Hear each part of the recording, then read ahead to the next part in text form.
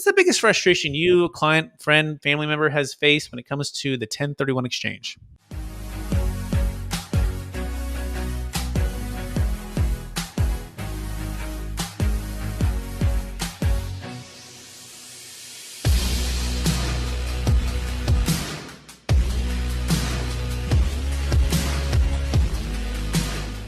I hate that you have to pay taxes. No, I'm just kidding. I've done a couple 1031 tax exchanges. My biggest issue is, and one of the reasons I don't do a ton of them, and the frustration is the time frame and then the structure of putting them together. I think having someone to help you through that process would make it a lot easier to do it. Yeah, the time frame, the time crunches is one of the hardest parts of it. If you're not careful, you'll end up buying something just to not pay taxes, which will end up costing you more than just paying the taxes, right? So those time frames are kind of a pain. Yeah, so stuff like that. Like I actually own a lot of properties. I've never sold them. I kind of just hoard them.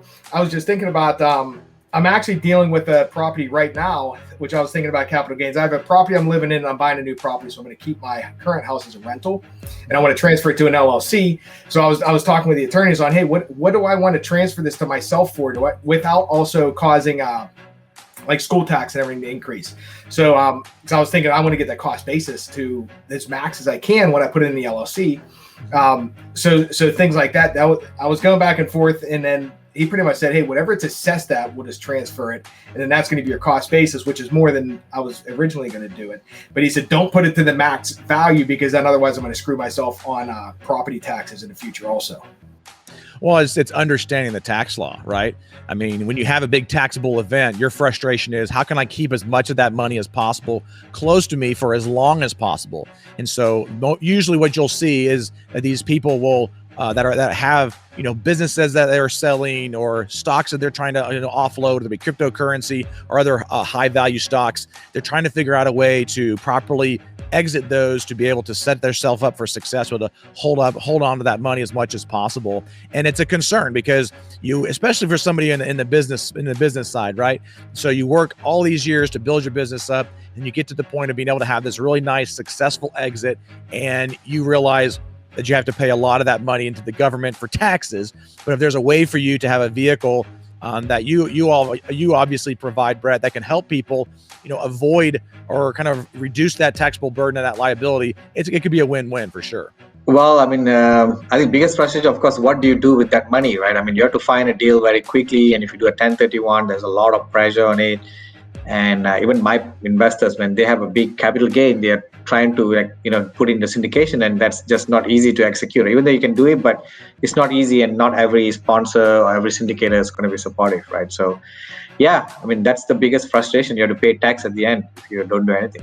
So I think they're really great programs. I think for the layperson, they're very hard to understand and execute. And I think there's a lot of folks out there that claim to know what they're doing here, but they can really kind of get you in some trouble there. We had an example of one of our investors kind of get burned with that, with a 1031, got some bad advice from their custodian, and they ended up paying several $100,000. So getting the right person on your team that has the right set of values and the right set of processes in place to kind of help you through and kind of navigate that complex labyrinth that's there for good reasons, and they're good programs. But just understanding that and being able to navigate that while doing, if you're a high net worth doctor, I mean, you're cutting people open. You're not necessarily worried about what form to file. So just kind of having that team player that is going to be there for you and navigate you. For me, I'm dealing with this right now, Brett. So I've sold 2 properties, both of which had enormous capital gains. I have another one under contract that I'm selling. I should be interviewing you for this part of the podcast. What do I do?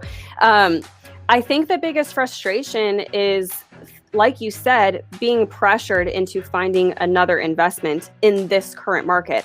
I don't have time to go out and do the things that I used to do to find off-market deals. So I've started trying to learn about syndications and 1031 exchange into a syndication. I've started to look for opportunity zone syndications so that the tax can be eliminated completely. I think the biggest frustration I personally have is the lack of time to be able to do the due diligence on these syndications and to then feel comfortable investing. So that's where I am right now. I'm just stuck because I don't have time to do all the analysis.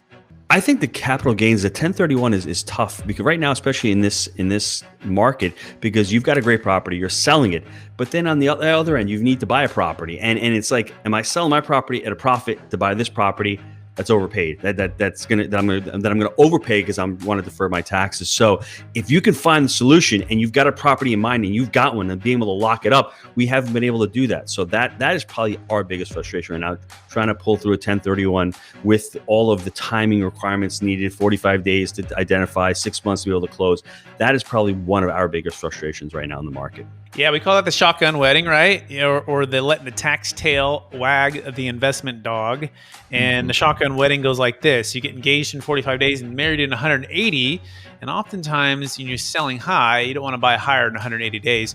We actually did a recent deal, or it's actually 2006 now. They sold before, you said the movie The Big Short. They literally sold this property in 2006. They looked around like the Big Short guys did. And they're like, this doesn't make any sense. I'm not going to 1031. This is a deal in Minnesota, like a $20 million asset. And they moved the funds into the Deferred Sales Trust for the first time. And 5 years later, that property that they sold was foreclosed on by the bank. And so the bank calls them and says, hey, do you want to buy it back? And they said, well, maybe. What's the price? And they said, well, 60 cents on the dollar from what you sold it for. Okay, that sounds like a pretty good deal. So we took the funds from the Deferred Sales Trust, kind of like a self-directed IRA or self-directed 401k, put it into an LLC, and then they bought that real estate deal at a discount, all tax deferred. So I heard that story and I said, wow, you can do that without doing a 1031 exchange? And then the answer is yes. So thousands of closes later, billions under management, you can now use what's called the Deferred Sales Trust to get what's called optimal timing when it makes sense for you. By the way, you can learn more about that at capitalgainstaxsolutions.com.